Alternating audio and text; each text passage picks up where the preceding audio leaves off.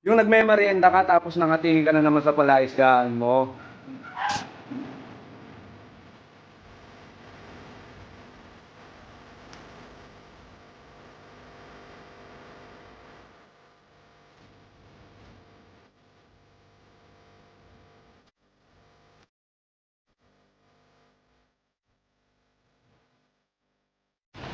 So, what's up mga otit? Kamusta kayo? At welcome back ulit sa channel ko. Ngayong araw na to, nandito tayo sa Bacoor, dito sa extended farm natin para mag-update mga tito sa mas pinalaki, mas pinalawak, at mas pinadaming tanks na yung water change. Ito pa rin mga otits, yung dalawang stand na lagi nyong nakikita kada update ko dito sa extended farm. Pero ano na ba ang mga nadagdag dito sa ating extended farm mga otits? Yun, syempre nakabenta tayo ng konti. Siyempre, yung pinagbentahan ng mga isda natin, sa mga isda rin napupunta yan. Kaya nag-upgrade tayo para dito sa extended farm natin, hindi lang siya breeding facility.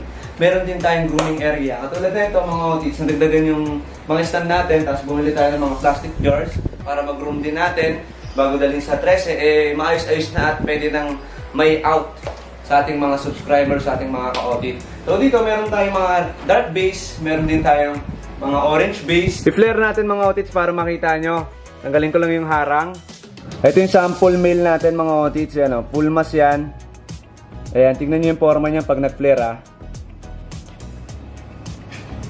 Talagang mapapasan Gcash kayo dyan mga otits. Wait lang natin. Wait lang natin, nagpapainit lang. Ito na naman yung masarap dito mga otits.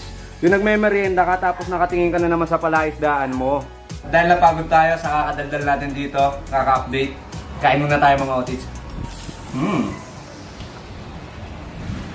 Wait lang. Kain pa tayo pizza. Sarap.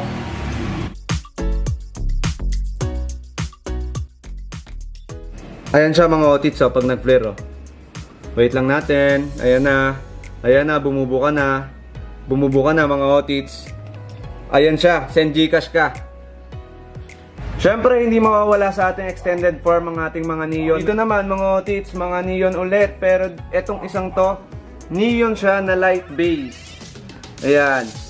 Ayan, puti yung kanyang kalahating katawan at merong banding sa may buntot. Tapos, siyempre, ito, mga potential to mag junior giants. Itong mga nandito. Ayan, ang lalaki Yan, mga ginugroom natin yan, mga otits. Itong mga to, mga otits, pinapalaki pa natin sila ng gusto. Pero kahit mag-junior giants lang sila, masaya na ako.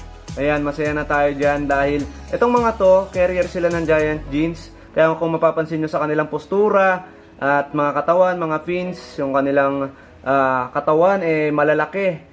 Naman na talaga nila yung genes ng kanilang tatay na giant. At ang mga size ng mga to ay 1.5 inches mula head hanggang pendangkel.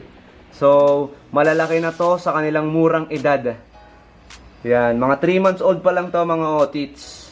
Nakita nyo naman yung vlog natin dito na mga fry pa lang sila ngayon. Marami na rin tayo na out nito sa market. At ayan, malalaki na nga sila. So, napasugod tayo sa extended farm natin. Dahil nga mga tito, nagdagdag tayo ng mga tanks, nagdagdag tayo ng pwersa. At punta tayo dun sa kabila mga otits dahil papakita ko sa inyo yung mga dinagdag pa natin ng mga aquarium. Mga water change dito sa ating extended farm.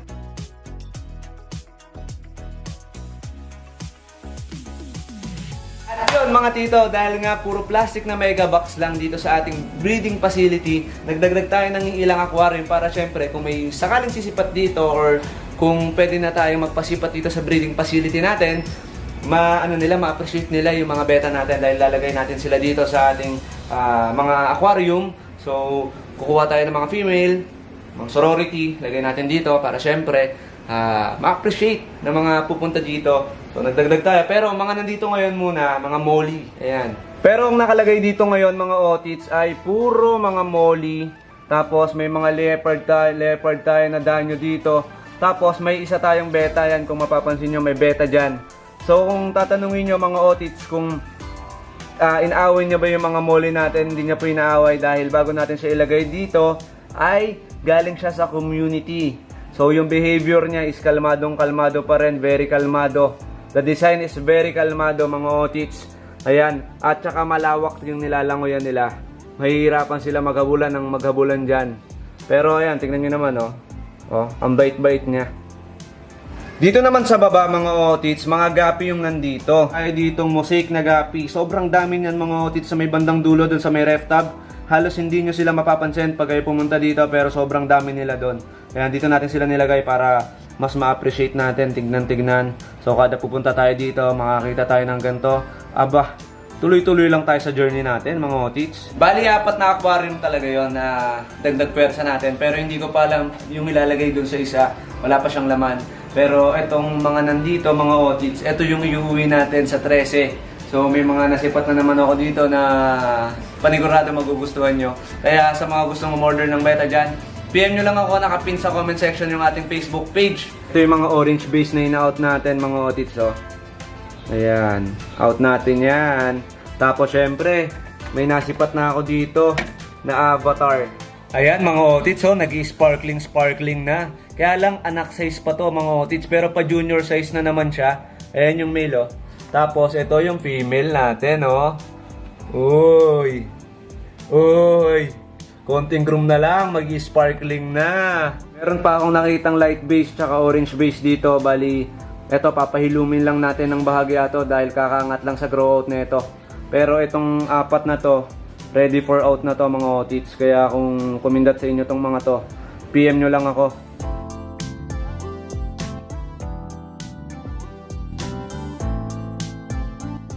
Punta tayo ngayon mga tito sa ref tab. Update natin ngayon yung mga giant na multi natin kung naglakihan na. At eto na sila mga otits. Naglalakihan na at kumukulay-kulay na. Ngayon mga tito, lalagay natin sila sa aquarium para mas ma-appreciate natin maigi ang kanilang itsura. Nung nakaraan mga otits, nagangat din tayo ng mga giant natin. So yun yung first batch natin. Yung iba doon nabenta na, yung iba ginugroom natin, mas pinapalaki pa natin. Going 3 months old pa lang to mga otits. Itong mga generation ng giant natin na to mga otits, masasabi kong maganda-ganda ngayon yung henerasyon nila dahil tingnan nyo mga bata pa lang nagkukulayan na halos. Yung kalahati nito mga otits nasa ref tab pa, hindi ko na sinama. Ito pa lang ay mga sample pa lang mga otits. Ayan o, tignan nyo. Lahat yan halos may mga kulay na. Lalo pag gumulang pa to, mag-intense pa lalo yung kulay nito. Tapos papalakihin pa natin to sa mga susunod na araw. Yun, pang out na ulit. Parang nung neon na beta natin. Nung nakaraan lang, fry pa sila. Tapos ngayon, ang lalaki na nila, di ba? Mga gantong size, magbabangasan na yung mga yan. Kung mapapansin nyo naman, walang mga bangas-bangas yan. Ginagawa na lang namin dyan, binubusog na lang namin. Tapos, para hindi masyadong access sa space, ginagawa namin, nilalagay namin sa ref tab yan. Pero naka-ratio yung mga ref tab.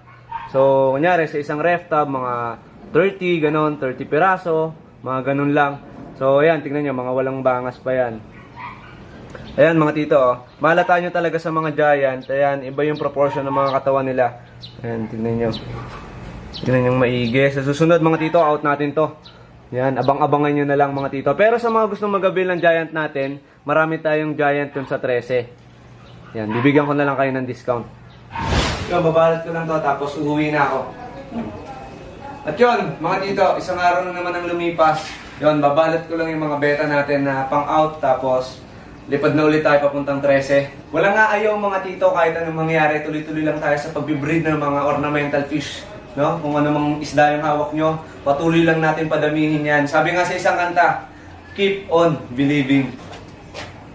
At dito ko natatapusin yung update natin. Di ko muna papakita yung iba para mas marami pa kayong naabangan. At promise ko sa inyo, marami pang umatikabong labanan dito sa ating extended farm. At syempre, please like, share, and subscribe. Tapos shoutout tayo ng bahagya mga tito. Shoutout kay Archie and Daniel Salazar. Mabuhay kayo hanggat gusto nyo. Yon, maraming salamat mga tito. Please comment down, #panggatas lang. Fish sa lahat, mahal na mahal ko kayong lahat.